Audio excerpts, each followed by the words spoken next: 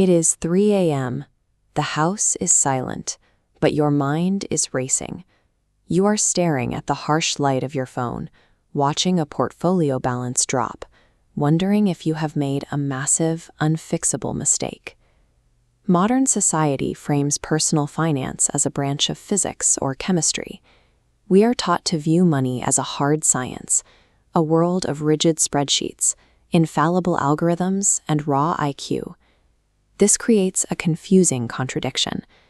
If financial success came down to a math problem, the sharpest analysts on Wall Street would never lose a dime. Yet, they lose fortunes every year. Look at the highly educated, high-income financial titan. This executive had access to every piece of market data imaginable, but still lost his entire legacy to hubris and excessive leverage. Now look at the opposite extreme.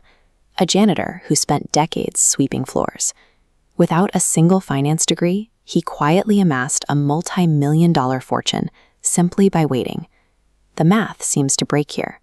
Numbers alone cannot explain why the executive failed and the janitor thrived. These stories suggest a missing variable between poverty and extreme wealth. They point toward a formula where your net worth is dictated less by your intelligence and more by your level of ego. When people do strange things with money, it is easy to call them crazy, but everyone makes decisions that align with their own unique lived experiences at that exact moment.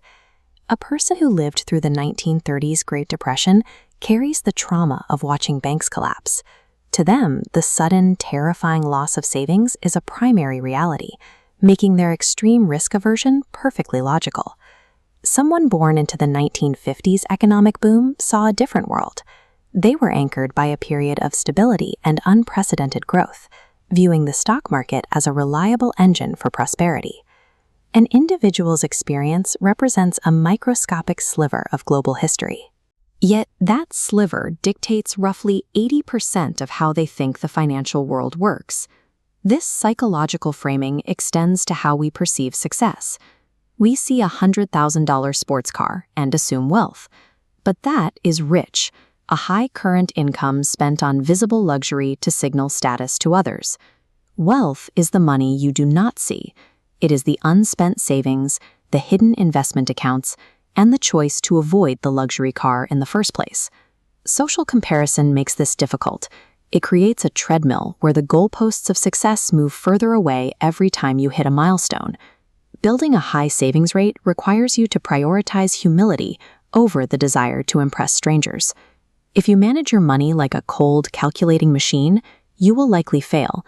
Trying to maximize every decimal point of return creates a level of stress that eventually leads to burnout. The janitor's advantage was his ability to stay reasonable. He prioritized peace of mind over perfect spreadsheet math. A spreadsheet says paying off your mortgage early is a poor move if the market yields a higher return. But if that lack of debt helps you sleep through the night, it is the correct choice. This chart compares an erratic, high-yield strategy that crashes against a steady path.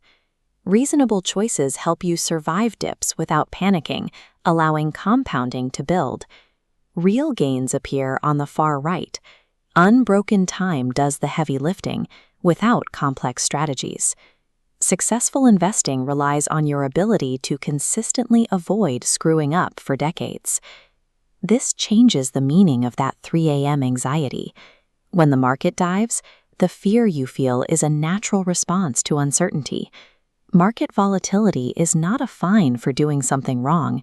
It is the fee you pay to participate in the market's long-term gains.